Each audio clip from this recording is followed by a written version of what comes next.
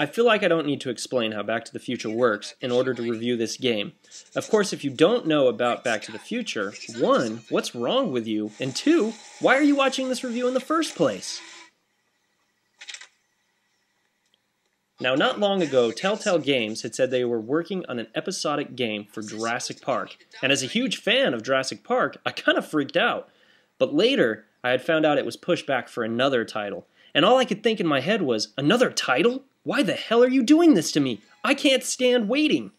Well, when I found out what the new title was, I stopped crying about it and got a little bit more excited. A Back to the Future game that would continue on from the third movie? I was so excited. I may have been worried that they would destroy the game, but knowing that Telltale Games was in charge really took that fear right away from me. They may be known for point-and-click games, which I'm not a huge fan of, but they're also known for rich, developed stories, so I know I could honestly look at this like a true sequel that I could interact with. And trust me, Telltale Games really focused on detail, from locations to characters to even plot. They tied this in so tight, it honestly feels just like the fourth movie.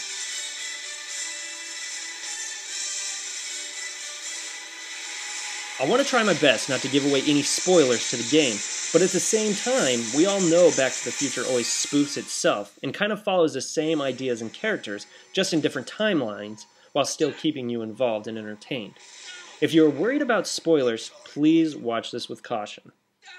Now, the story picks up 6 months after the third film, and we find Marty learning to live without Doc anymore, which he's not doing very well with.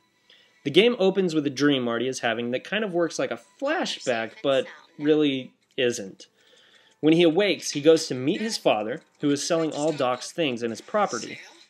Now, of course, you go to find Doc's notebook, and once this is done, the DeLorean flashes into Doc's front yard with Einstein in it, and you find out that you must go back in time to save the Doc because he is in jail and is about to be killed. So it, of course, is your job to find out where in time he is and how to save him. Doc! Killed by a mob. What's the date? June 14th, 1931. Jeez, I gotta rescue him. If you have ever played a point-and-click game, you know how they work. You can walk around in 3D environments and click items, people, and the dialogue you want to say. This all works very well.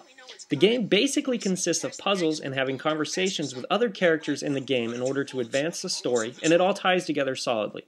Some of the puzzles did stumble me for a bit, but the game also gives hints to help you figure out exactly what the puzzle is you need to solve. You can really tell that Telltale knows the movies or that they did their research because it picks right back up after the movies and flows so well with no plot holes whatsoever. I really enjoyed the heck out of this game. I love the films not only for the idea, but really for the interactions between Emmett Brown and Marty McFly, and this game really focused in on that relationship, if you ask me.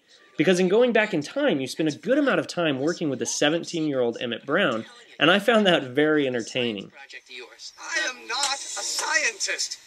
Go ahead, ask me what E equals. What does E equal? I have absolutely no idea. See? I don't know where you got your... I actually wondered why the movies never took on that idea of taking Marty back in time to meet Doc at the same age as himself.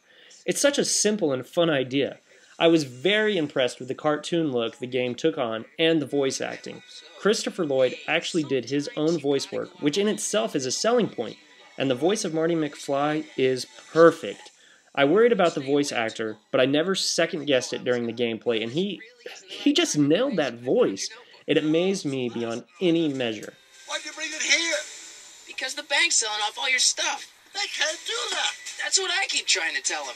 Well, you hold on to it for safekeeping. I say pick up this game.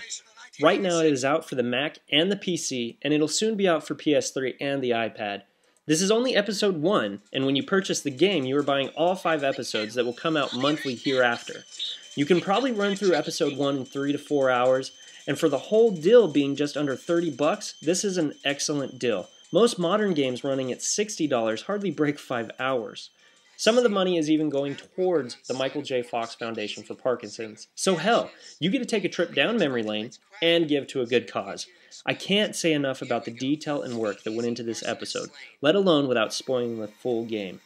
I can't wait to see more and to see what Telltale Games will do with Jurassic Park. If you haven't seen these films, go rent them or pick them up. End of it. And after you do that, there will be no excuse for you to not buy a copy of Back to the Future, the game, episode 1, 2, 3, and 4, 5, all. Remembering.